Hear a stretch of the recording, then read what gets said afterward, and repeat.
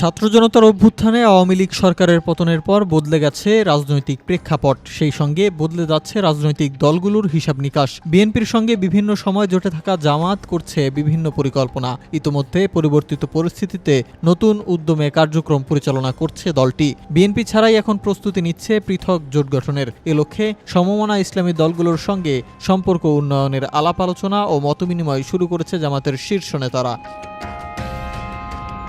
দলীয় সূত্রে জানা গেছে, বিএনপির সঙ্গে জোটবদ্ধ হয়ে আগামী নির্বাচনে জামায়াতের অংশগ্রহণের সম্ভাবনা খুবই কম। তাই পরিস্থিতি বিবেচনায় ইসলামী দলগুলোর সঙ্গে আলাদা জোট করে নির্বাচন করা যায় কিনা সে পরিকল্পনা করছে দলটি। এজন্য তারা ইসলামী দলগুলোর সঙ্গে সম্পর্ক উন্নয়নের চেষ্টা করছে।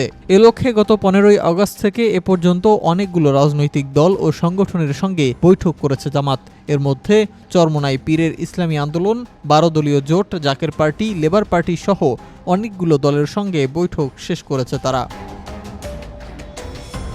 এছাড়া খেলাফত মজলিসের মহাসচিব মাওলানা মামুনুল হক, হেফাজত ইসলামের যুগ্ম মহাসচিব আজিজুল হক ইসলামাবাদী, বাংলাদেশ নেজামে ইসলামের নায়েবে আমির আব্দুল মাজেদ আতাহারি, বাংলাদেশ খেলাফত আন্দোলনের আমির আবু জাফর কাশেমি, জনসেবা আন্দোলনের আমির ফখরুল ইসলাম সহ ব্যক্তি পর্যায়ে বিভিন্ন মাদ্রাসার শিক্ষক ও আলেমদের সঙ্গে পৃথক মতবিনিময় করেন জামাতের আমির।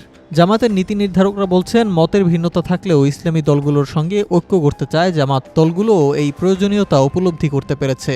দলগুলোর সঙ্গে আলোচনা চলছে সম্পর্ক উন্নয়নের। সেখানে অন্য আলোচনার মধ্যে নির্বাচনের আলোচনাও আসছে। নির্বাচন করলে সবার সহযোগিতায় করা উচিত বলেও মনে করছেন সবাই। এ বিষয়ে সবাই গুরুত্ব দিচ্ছে, যদিও আলোচনার মধ্যে এই প্রক্রিয়া সীমাবদ্ধ রয়েছে। চূড়ান্ত কোনো কিছুই এখনো জানানো হয়নি। 1991 এবং 1996 সালে এককভাবে নির্বাচনে অংশ নেয় জামাতে ইসলামী। ওই দুই নির্বাচনে যথাক্রমে 12.1 এবং 8.6% ভোট পায় দলটি। 2001 এবং 2008 সালে বিএনপির সঙ্গে জোটবদ্ধ হয়ে নির্বাচন করে জামাত। এরপর নিবন্ধন হারানোর পর 2018 সালে বিএনপির প্রতীকে জামাতের প্রার্থীরা নির্বাচনে অংশ নেন। পরবর্তী সময় নানা কারণে বিএনপি জামায়াতের মধ্যে দূরত্ব সৃষ্টি হয়।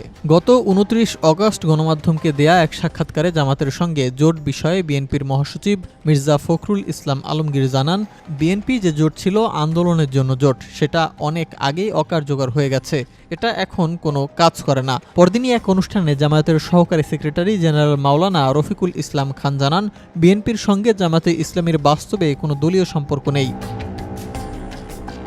জামাতের বিভিন্ন পর্যায়ের একাধিক নেতার সঙ্গে আলাপকালে তারা বলেন, জামাতের নেতাকর্মীরা গত 15 বছর যে দলটির কাছে নির্যাতন নিপীড়নের শিকার হয়েছেন তারা এখন মাঠে নেই। সে কারণে খুব সহজেই সাংগঠনিক কর্মকাণ্ড পরিচালনা করা যাচ্ছে। রাজধানী সহ সারা দেশে স্বাধীনভাবে কার্যক্রম পরিচালনা করছে নেতাকর্মীরা। এ পরিস্থিতিতে নিজেদের অন্য মাত্রায় নিয়ে যেতে চান জামাতের নীতি নির্ধারকেরা। আগামী নির্বাচনেও এর প্রতিফলন দেখতে চান তারা।